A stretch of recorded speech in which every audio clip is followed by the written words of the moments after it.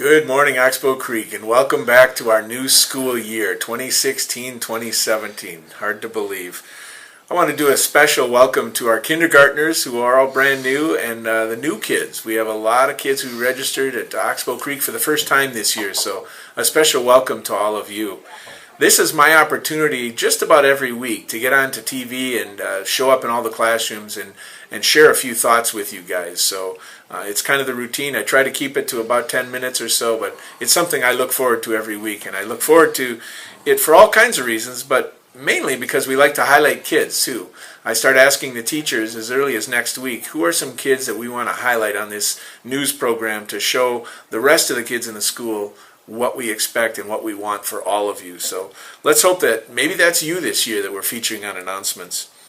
I also get a chance once in a while to make some phone calls. I call them my good news phone calls, and I ask the teachers again, what kids are deserving of a call from the principal to call the parents and say, hey, this kid's doing an awesome job, or hey, she was really cool because she helped out in ways that we didn't expect her to. She went above and beyond. Maybe that's you this year. Maybe there's a reason that your teacher's going to ask me to make that phone call, or Miss Cahalan or Mrs. Resch. We love doing that as well.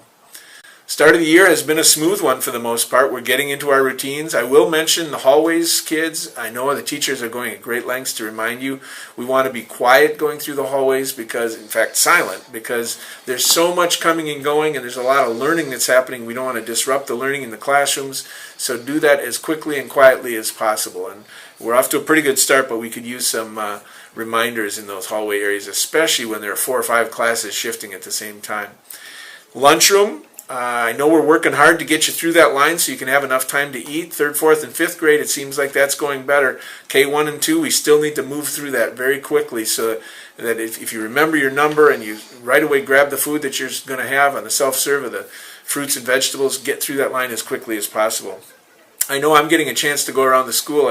I've been to some of your classrooms already to talk with you about all the rules that we need to cover every single year, but it's really important to be thinking about that lunchroom as the safety that we need to have in there as well. And you know, at the beginning of the year, I often think about what are your goals for yourself? What do you want this year to be? If you're a 1st grader, what do you hope to accomplish by the end of the year? Or if you're a 5th grader getting ready for Jackson Middle School, what do you hope to accomplish? I boiled it down to 3 questions, students. I want all of you to be thinking about this year. First question is, what in the world do you want me to learn, teacher? What am I supposed to learn? What does it look like? Because if you don't even know what you're expected to learn, you're not even showing up. So first of all, what is it you want me to know and be able to do? The second question, you have to ask yourself, students, how are you doing right now? Can you do that already? And if so, what's the next step? We've got a lot of talented kids who are doing really great things. But if you're not there yet, if you don't know what you don't know, you have to figure out, what do you know? So that's the second question. How am I doing? And the third question is, how do I get from where I am to where you want me to be? What do I need to do to bridge that difference? What do I need to practice? What do I need to work on? Because kids, you need to take ownership for your own learning.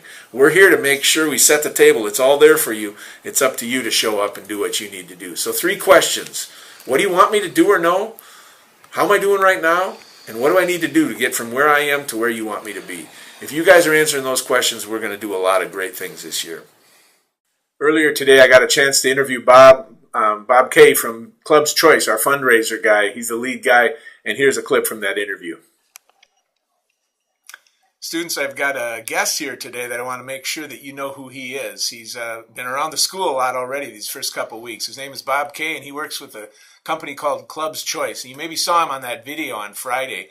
And Bob here, I was just talking with him. I think it's been probably 10 years that we've been doing this with Club's Choice.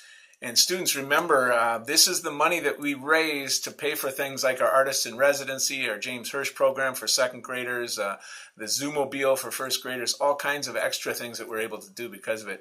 This kind of work has to be pretty rewarding for you, I would think. It's really exciting to see every year how much money is raised here at Oxbow Creek and how well the students do with the fundraiser. It's amazing, and I have a great time coming here, so thank you. Thank you very much. Absolutely. And I also like the fact that we've gone online so that kids oftentimes don't even have to leave their house to go out and knock door to door, that sort of thing. They can just get online and have their families, their grandparents, their aunts and uncles who want to support Oxbow Creek contribute in that way. Order online. That's a fantastic idea. Yeah, sounds good. Thanks so much for stopping by, Bob. Thank you very much, Mr. Carlson. We'll have a good fall.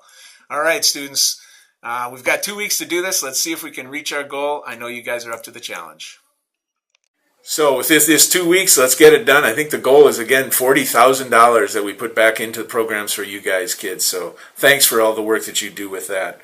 I'm also excited to announce this year with this new reading program. I know your teachers have been telling you about it already. This is a big change for us. We've got all these new materials to use. It's going to be a learning year for us as well, but I hope you take advantage, students. Now the fact that we've got all these Chromebooks in 2nd through 5th grade and iPads in kindergarten and 1st grade, I hope you take advantage of the opportunities online at home. I heard in a 2nd grade classroom the other day that 7,000 book titles are available to you now through that website. So I hope when you're at home and you're looking to spend some time on the computer, maybe you spend a little time on that Wonders site that's out there as well. If you're having trouble accessing that or logging into it, talk to your teacher. We'll make sure you get that straightened around. On Tuesday night this week, too, we have our first PTO meeting, and I invite your parents to come. It's a fun meeting, a chance for me to get to know your parents and them to find out how the school is doing. So make sure you invite them to come on Tuesday night to our first PTO meeting. I think those are the announcements for the first week. Next week, I look forward to already highlighting some kids. Everybody have a great start to your week.